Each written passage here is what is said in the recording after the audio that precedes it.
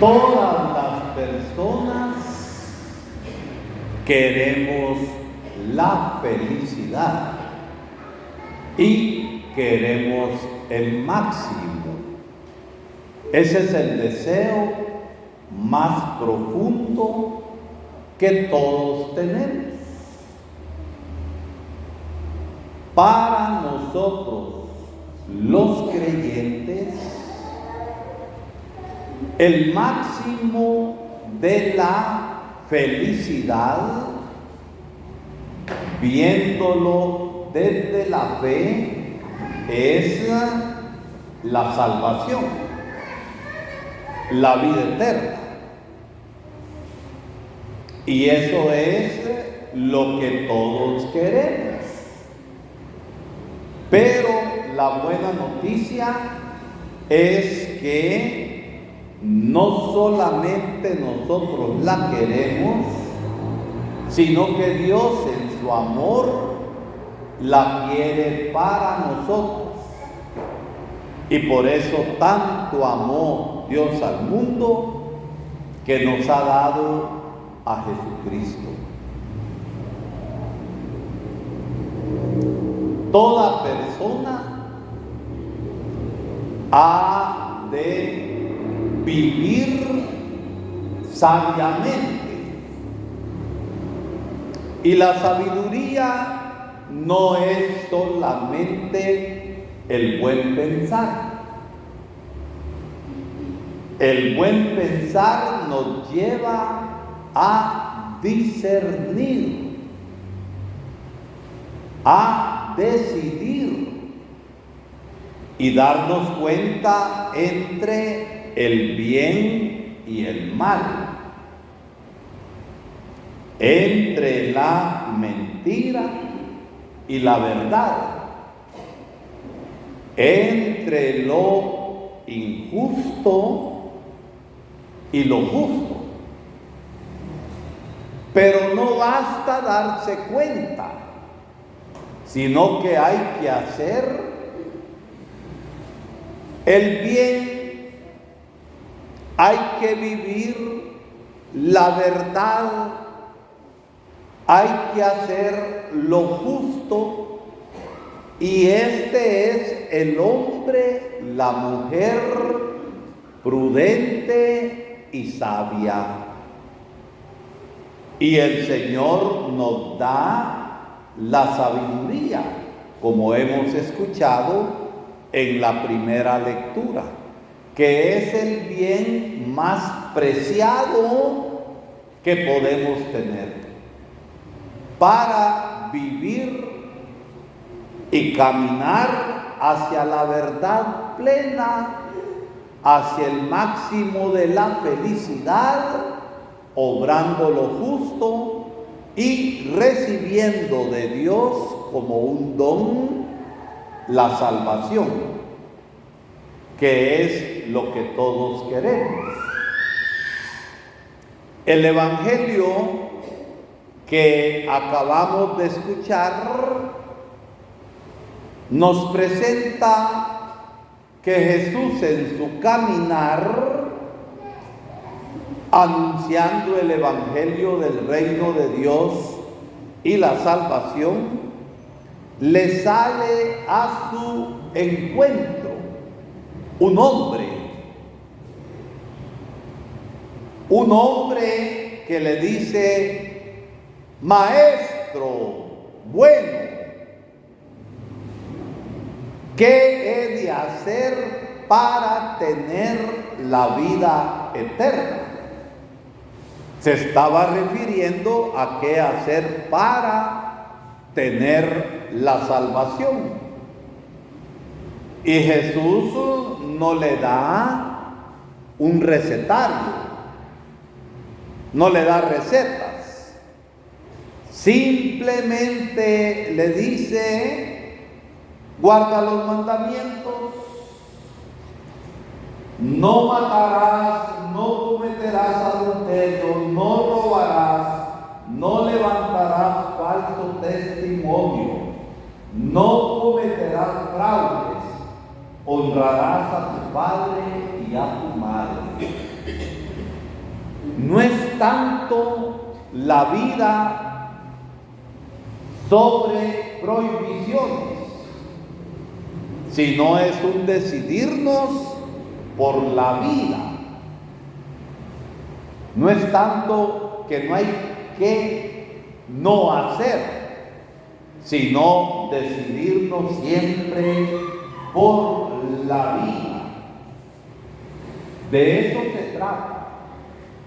Y aquel hombre,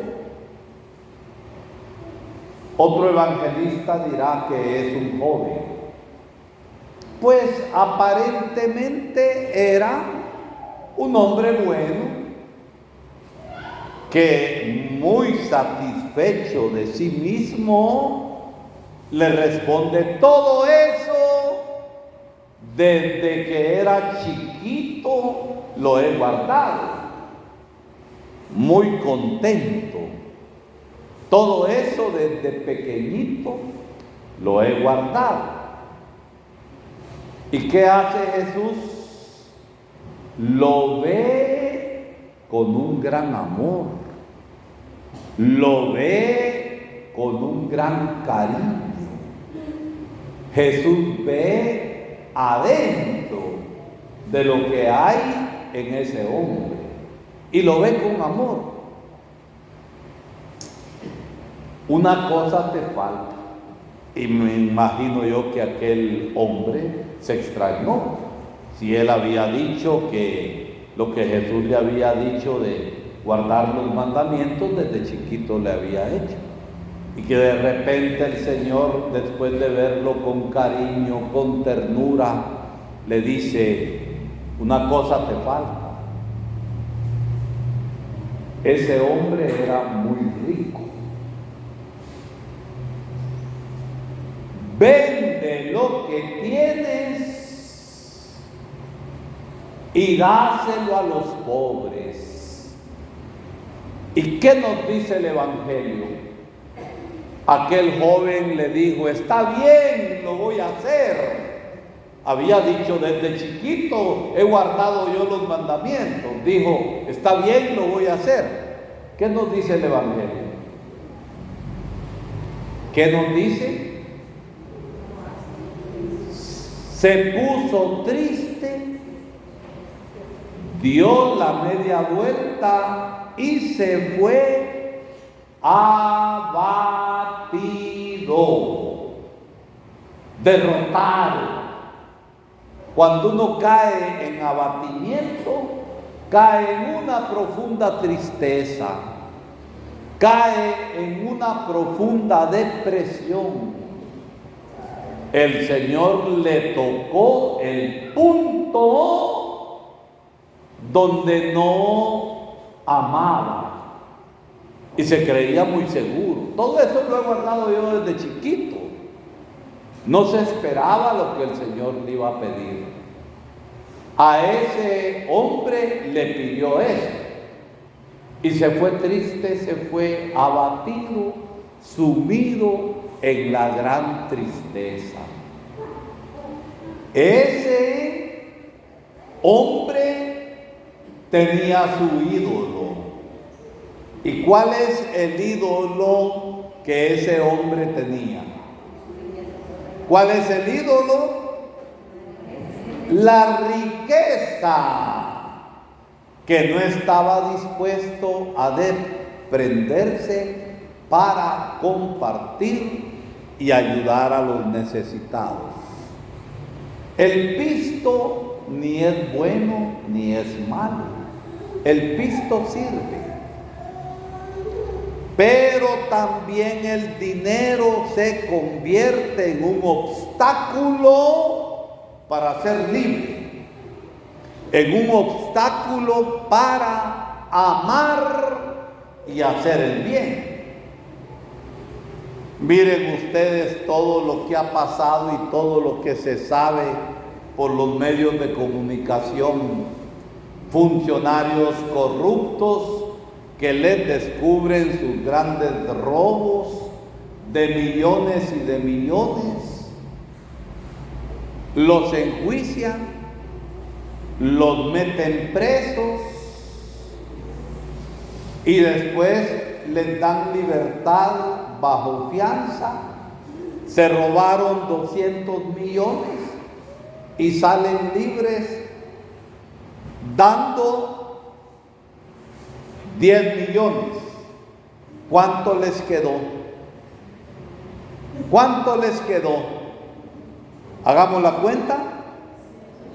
Se robaron 200 millones y después salen libres con una multa de 10 millones, que es bastante piso. Ustedes y yo nunca hemos visto esa cantidad. Pero ¿cuánto les quedó? 190 millones de negocio deshonesto. ¿No creen ustedes que lo que se roba hay que devolverlo? La justicia conmutativa dice que si yo quito algo, debo devolver lo mismo que quité. Acuérdense de Zaqueo. Zaqueo era rico, pero era corrupto. Pero cuando se encontró con el Señor y le dijo el Señor que iba a ir a su casa, Zaqueo dijo: si en algo he defraudado a alguien, le voy a devolver cuántas veces más. ¿Cuánto? 4. No estaba hablando de justicia conmutativa, uno por uno. Iba a devolver mucho más que lo que se había robado. Pregúntenle ustedes a los corruptos si devuelven lo que se han robado. Eso que se han robado que ha ocasionado muertes, hospitales sin medicamentos, niños que se mueren de hambre y de gran desnutrición, carreteras ruinas que provocan accidentes. La riqueza es un ídolo. Cuando el corazón nuestro se pone en la riqueza, ya nos arruinamos. Somos esclavos de la riqueza y somos idólatras. Y la idolatría es hacer Dios a quien no es Dios y ocupa el puesto de Dios. Y hacemos del dinero nuestro Dios y no nos importa la justicia, no nos importa la honradez y no nos importa la vida. Y yo les quiero preguntar a ustedes, ese hombre del Evangelio que hizo la pregunta, ¿qué de hacer para tener la vida eterna? Guarda los mandamientos. Desde chiquito yo los he guardado. Era bueno. Era bueno ese hombre. No amaba. Y cuando el Señor le pidió algo más grande para poder seguirle y ser perfecto y caminar hacia la vida eterna que empieza acá, cuando uno se decide por el Señor, cuando uno va acomodando la vida de uno a lo que el Señor le va pidiendo, uno se va convirtiendo. Por ejemplo, miren, la palabra de Dios es luz que nos ilumina. Y la carta a los Hebreos hoy nos ha hablado de esto. No basta tener la Biblia. Si la tengo, debo leerla. Y no basta leer la Biblia. Si la leo, tengo que practicarla. Porque si no, ¿de qué me sirve la Biblia? Si la Biblia a mí me muestra el camino. Por eso la pregunta que yo me hago y que les invito a ustedes a hacerla es: ¿De qué tengo yo que desprenderme? Y que el Señor me puede estar diciendo, una cosa te falta, vende lo que tienes y dáselo a los pobres. ¿De qué tengo yo que desprenderme para ser libre? ¿De qué tengo yo que desprenderme para ir caminando en los caminos de la perfección de vida? La palabra de Dios es una palabra desafiante que pone ante nosotros desafíos para convertirnos y cambiar.